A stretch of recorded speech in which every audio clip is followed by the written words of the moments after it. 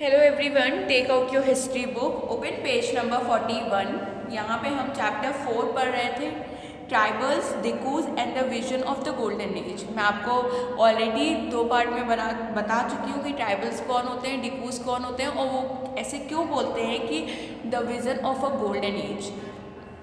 Tribals जो लोग forest में रहते हैं, जो लोग आदिवासी लोग रहते हैं, हम यहाँ पे हिस्ट्री के बारे में पढ़ रहे हैं, तो इट बट ऑब्वियस है कि हम इतिहास के बारे में पढ़ रहे हैं, मतलब कि अर्ली पीपल, हिस्टोरिकल्स के बारे में पढ़ रहे हैं। तो ट्राइबल्स वो लोग होते हैं जो जंगलों में रहते हैं, जंगलों में ही अपनी फसल उगाते हैं, जंगलों का ही खाना वो लोग इधर उधर घूम के खाना इकट्ठा करते हैं, जंगली जानवर को मार के खाना खाते हैं, अपना खाना प्रोड्यूस करते हैं। तो हम ट्राइबल्स के लाइफस्टाइल के बारे में पढ़ रहे थे। डिकूज यहाँ पे ये है कि डिकूज वो लोग हैं जो बाहर से होते हैं, मतलब जंगल के बाहर से, जैसे फॉरेनर्स हो गया, ब्रिटिशर्स हो गया, जमींदार्स हो गए, ये सब डिकूज होते हैं। डिकूज क्या करते हैं कि जंगल में जाके रहते हैं और ट्राइबल्स के ऊपर अपना हक जमाते हैं और उन पर रूल चलाते हैं। और the vision of a golden age का यहाँ पे मतलब है कि ट्राइबल्स ऐसे बोलते हैं जिस दिन डिकूज उनके इलाके से, उनके एरिया से बाहर चले गए और वो पूरी तरह से आज़ाद हो जाएंगे, तो उस दिन जो ट्राइबल्स के लिए the vision of a golden age होगा। आप पेज नंबर 41 ओपन करो। यहाँ पे हम ट्राइबल्स के लाइफस्टाइल के बारे में पढ़ रहे थे कि ट्राइबल्स रहते कैसे थे, खाना क्या खाते थे, कहाँ पे रहते थे, वो काम कौन से करते थे, एक्टिविटीज़ कौन सी होती थी। हमने जूम कल्टीवेटर्स के बारे में पढ़ा, जो कि शिफ्टिंग कल्टीवेशन होता है। वो कल्टीवेटर्स क्या करते हैं, एक लैंड से दूसरी लैंड शिफ्ट करते हैं। पहले एक लैंड में फसल उगाते हैं, फिर दूसरी लैंड में चले जाते हैं। वो लैंड क्यों छोड़ देते हैं, शिफ्ट क्यों करते हैं, ताकि उस लैंड की जो सॉइल है, फर्टाइल है, वो और ज़्यादा अच्छी हो जाए, सॉइल और ज़्यादा फर्टाइल हो जाए। फिर हमने हंटर्स और गैदर्स के बारे में पढ़ा। कुछ ट्राइबल्स हंटर और गैदर्स भी करते हैं। हंटर्स मतलब जानवरों का शिकार करके उनको मार के खाना, उनसे खाना प्रोड्यूस करना, या फिर गैदरिंग का मतलब कि जंगल में इधर उधर घूम के अपना खाना इकट्ठा करना। ओके, अब आ जाओ सम हर्डेड एनिमल्स, ओपन पेज नंबर 41। सम हर्डेड एनिमल्स, हर्डेड का यहाँ पे मतलब होता है डोमेस्टिक, मतलब कि जानवरों को, जो डोमेस्टिक जानवर होते हैं जैसे कैटल हो गया, शीप हो गई, गाय भैंस हो गई, ये सब हम अपने घर पे पालकर उनसे कुछ ना कुछ प्रोड्यूस करना, ताकि हमारी अर्निंग भी हो और हम अपना खाना खुद प्रोड्यूस कर पाए। तो ये होता है हर्डर्स। हर्डर्स का मतलब होता है कि डोमेस्टिक एनिमल्स को पालकर उसमें से अपना खाना प्रोड्यूस करना और उनसे जो प्रोड्यूस होता है उसको बेचकर अर्निंग भी करना। तो कुछ ट्राइबल्स क्या करते थे, हर्डर्स भी करते थे, मतलब गाय भैंस को पालते भी थे और उनसे कुछ ना कुछ प्रोड्यूस करते थे। Many tribal group lived bye herding and rearing animals, बहुत से ट्राइबल ग्रुप ऐसे हैं जो गाय भैंस इन सब जानवरों को पालते थे। और रियरिंग एनिमल्स मतलब इधर उधर जाके गाय भैंस को चराना, मतलब उनको खाना देना, या उनको, ताकि हमें कुछ ना कुछ उनसे प्रोड्यूस मिले, इसलिए वो लोग रियरिंग एनिमल्स भी करते थे। They were pastoralists who move with their herds of cattle और sheep according to the season. उन लोगों को पेस्टोरलिस्ट बोला जाता था, क्यों? क्योंकि वो अपने गाय भैंस के साथ एक जगह से दूसरी जगह शिफ्ट करते हैं। क्यों? क्योंकि जहाँ पे वो रहते हैं ना, वहाँ पे उनके जो गाय भैंस है उनको चराने के लिए घास चाहिए होती है। घास वहाँ पे ख़त्म हो जाती है, तो वो क्या करते हैं, एक जगह से दूसरी जगह चले जाते हैं, ताकि उनके जो एनिमल्स हैं उनको खाने के लिए खाना मिल पाए। तो वो क्या करते थे, इधर से उधर मूव करते रहते थे और अपने लिए भी नया काम ढूंढते रहते थे, अपने गाय भैंस के लिए भी खाना ढूंढ पाते थे। इसलिए वो इधर से उधर गाय भैंस के साथ, अपने डोमेस्टिक एनिमल्स के साथ मूव करते रहते थे। उन्हें पेस्टोरलिस्ट बोला जाता है। When the grass is in one place were exhausted, they move to another area. जैसे ही एक जगह की घास खत्म हो जाती थी तो वो दूसरी जगह मूव करने लगते थे। The Van Gujjars of the Punjab hills and the Labadis of Andhra Pradesh were cattle herders. The Gaddis of Kullu were shepherds and the Bakarwals of Kashmir rear goats. ये आपको कुछ प्लेसेस के और कुछ ग्रुप्स के नाम दिए गए हैं जो कि हर्डर्स होते हैं, जो कि अपने एनिमल्स के साथ एक जगह से दूसरी जगह मूव करते हैं। You will read more about them in your history book next year. अगले साल आप और इन लोग के बारे में पढ़ोगे। द वन गुजारास जो पंजाब हिल्स में रहते हैं, the Labadis of Andhra Pradesh, the Gaddis of Kullu were shepherds जो कि शिप शीप पालते हैं। The Bakarwals of Kashmir rearing goats, वो लोग बकरी को इधर से उधर शिफ्ट करते हैं, मतलब खुद भी मूव करते हैं ताकि उनके जो डोमेस्टिक एनिमल्स हैं उनको खाना मिल पाए और उनसे डोमेस्टिक एनिमल्स से वो कुछ ना कुछ प्रोड्यूस करें। Okay, now turn the page, open page number 42। A time to hunt, a time to sow, a time to move to a new field। जो ट्राइबल्स होते थे ना वो कभी भी एक जगह सेटल नहीं होते थे, वो एक जगह से दूसरी जगह मूव करते रहते थे। क्यों? क्योंकि नए काम की तलाश में। और जब वो एक जगह ही फसल उगाते हैं ना, पहले के टाइम पे क्या होता था, पानी की बहुत ज़्यादा कमी होती थी क्योंकि सीज़न जल्दी चेंज नहीं होते थे। और जब सीज़न चेंज होता था तो वो वहाँ पे ज़्यादा जाते थे जहाँ पे मिट्टी बहुत ज़्यादा अच्छी हो, जहाँ पे पानी की बिल्कुल कमी ना हो, ताकि उनकी जो फसल है वो अच्छी तरह ग्रो कर सके। तो वो अच्छी काम के लिए और अपनी अर्निंग के लिए वो एक जगह से दूसरी जगह मूव करते थे। कुछ सेटल्ड ट्राइबल्स भी होते थे जो एक ही जगह रहकर काम करते थे, लेकिन वो काम बहुत ज़्यादा मुश्किल होता था, इसलिए मोस्ट ऑफ द ऐसे थे जो एक से जगह दूसरी जगह मूव करते थे।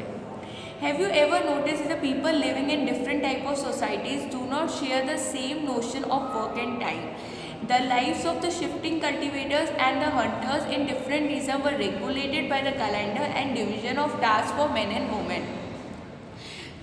जैसे लोग होते थे ना वहाँ पे, तो वहाँ पे कुछ लोग शिफ्टिंग कल्टिवेटर्स होते थे, कुछ लोग हर्डर्स करते थे, कुछ लोग हंटिंग गैदरिंग करते थे। सबका अलग अलग एक्टिविटीज़ थी, अलग अलग ऑक्यूपेशन था। तो वो लोग अपने सीज़न के अकॉर्डिंग, जहाँ पे वेदर उनके ऑक्यूपेशन के अकॉर्डिंग अच्छा होता था, वो उधर चले जाते थे।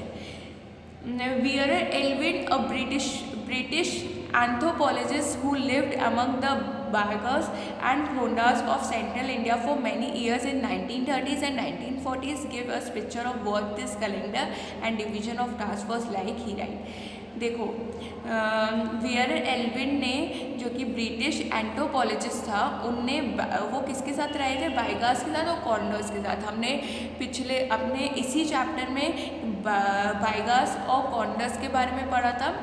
तो इन दोनों के बारे में वियर एल्विन ने कुछ लिखा है। In Chet, women went to clearing to cut logs that were already reaped. Men cut large trees and go for their ritual hunt. जो चैत एक टाइप का धर्म, मतलब एक टाइप का कास्ट होता है, जैसे कि हमारा कास्ट हिंदू है, वैसे ही चैत एक टाइप का कास्ट होता है। तो उनकी जो महिलाएं थी वो क्या करती थी, वो जगह को क्लीन करती थी और पेड़ों को भी काटती थी। लेकिन जो मैन होते थे ना, वो बड़े बड़े पेड़ों को काटते थे और अपने रिचुअल को फॉलो करते थे। जैसे कि जानवरों, किसी किसी का रिचुअल, किसी किसी के रीति रिवाज होते हैं कि जानवरों की हंटिंग करना, जंगली जानवरों का शिकार करना या खेती बाड़ी करना, ये सब जो बोलते हैं ना कि पहले के टाइम पे जो फैमिली होती थी, जो अपने दादा लोग के टाइम से जो बिज़नेस चलता आ रहा है उसी को फॉलो करते थे। तो जो चैत लोग होते थे ना, जो चैत कास्ट के लोग होते थे, वो लोग अपने रिचुअल को फॉलो करते थे। जैसे कि अगर उनके फैमिली में हंटिंग गैदरिंग होती है तो वो करते थे, या फिर खेती बाड़ी होती तो उसी को आगे बढ़ाते थे। The hunt began at full moon from the east. The taps of bamboo were used for hunting. Hunting के लिए बैम्बू का यूज़ किया जाता था। बैम्बू स्टिक बहुत लंबी होती है, तो जानवरों का शिकार करने के लिए बैम्बू स्टिक का यूज़ किया जाता था। The women gather fruit like salco, tamarind and mushroom. Baiga women can only gather roots और कैंडा एंड द मुआ सीड्स। मैंने कैंडा और मुआ सीड्स के बारे में आपको बताया। एक फ्लावर होता है जिससे लोग उसे हम मतलब जो ट्राइबल पीपल्स हैं उसे खाते भी थे और उससे अल्कोहल भी प्रोड्यूस करते थे।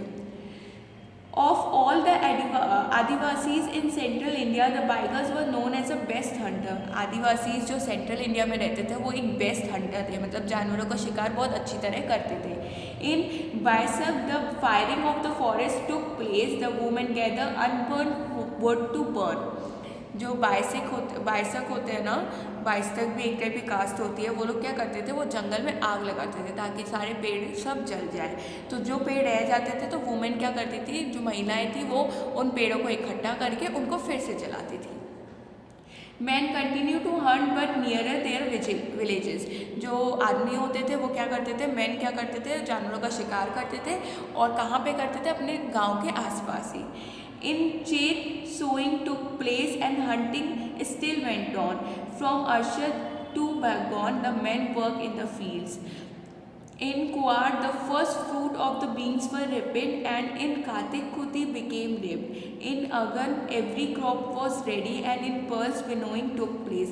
ये सब अलग अलग कास्ट के बारे में बताया गया है कि अलग अलग कास्ट अपने जो उनकी एक्टिविटीज़ होती है वो कैसे वो लोग करते हैं, उनका ऑक्यूपेशन को वो कैसे कंटिन्यू करते हैं.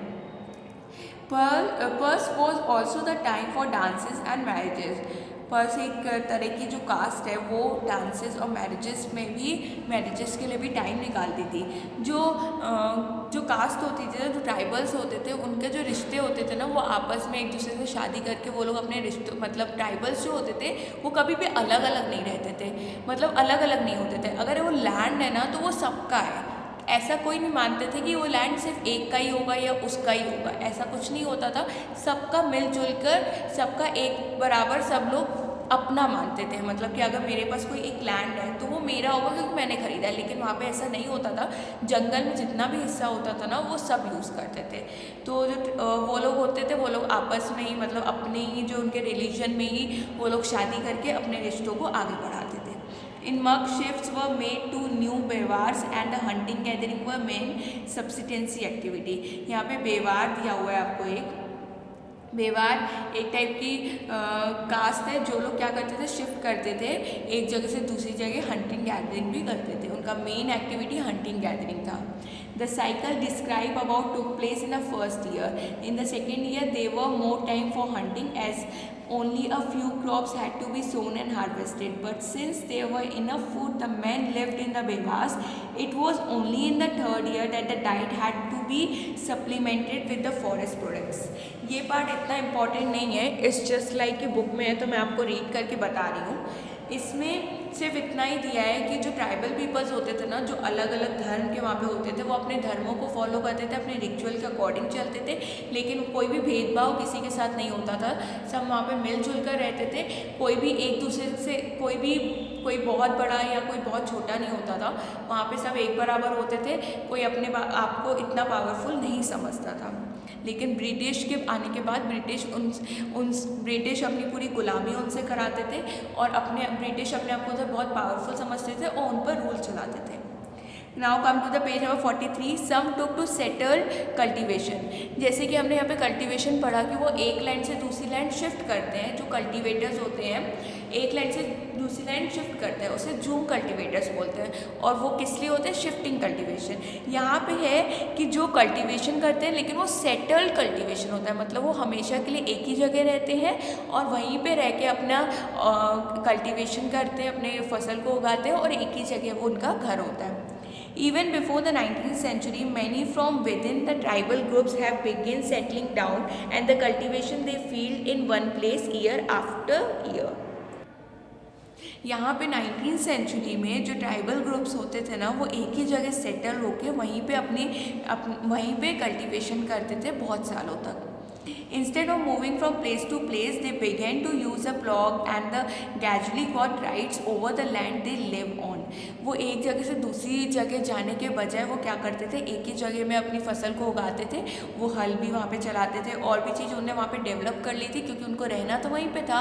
वो सेटल कल्टीवेशन थे, मतलब एक ही जगह जहाँ पे वो रहते थे वहीं पे फिर वो कल्टीवेशन करते थे और कभी भी एक जगह से दूसरी जगह मूव नहीं करते थे. In many cases like the Mundas of Chota Nagpur, the land belong to the clan as a whole. इसमें एक ग्रुप है मुंडास जो कि सेटल कल्टीवेशन में आता है. All members of the clan were regarded as descendant of the original settlers who had first clear the land. जो original settlers होते हैं ना, कि जो एक जगह हमेशा के लिए रहते हैं, तो वो लोग जो पहले उस लैंड को पूरी तरह से क्लीन कर लेते हैं वो लैंड उसकी हो जाती है. Therefore all of them had right on the land. लेकिन उस लैंड में सबका अधिकार होता है. Very often some people within the clan acquire more power than others. Some became chief and other followers. ऐसे होता है कि कुछ जो है ना वहाँ पे लोग वो ज़्यादा पावरफुल होते हैं, लेकिन कुछ जो होते हैं वो बहुत ज़्यादा गरीब होते हैं. लेकिन कोई अपना हक वहाँ पे नहीं जमाता है. सब जो लैंड है ना, एक जो लैंड होता है उसमें सबका अधिकार होता है. ट्राइबल पीपल में कभी भी कोई एक दूसरे से पावरफुल नहीं समझता. Then powerful men often rented out their land instead of cultivated it themselves. लेकिन जो कुछ वहाँ पे पावरफुल होते हैं ना, वो कभी भी किसी पर रूल नहीं चलाता। लेकिन जो पावरफुल होते हैं, जो सोचते हैं कि ये लैंड मेरा है, और सब ट्राइबल पीपल उसमें अपनी सहमति दिखाते हैं कि हाँ ठीक है, ये लैंड तुम्हारा है। तो वो क्या करते हैं, वो कभी भी खुद कल्टीवेशन नहीं करते। वो क्या करते हैं, लोगों को वहाँ पे रख देते हैं कि उस लैंड में कल्टीवेशन तुम करो और उसके लिए मुझे अपना रेंट दो।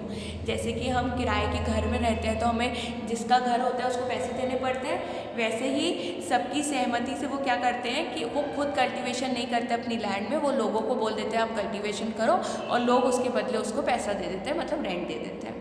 British officers saw settled tribal groups like the Gonds and the Sattals as more civilized than hunter-gatherers and shifting cultivators.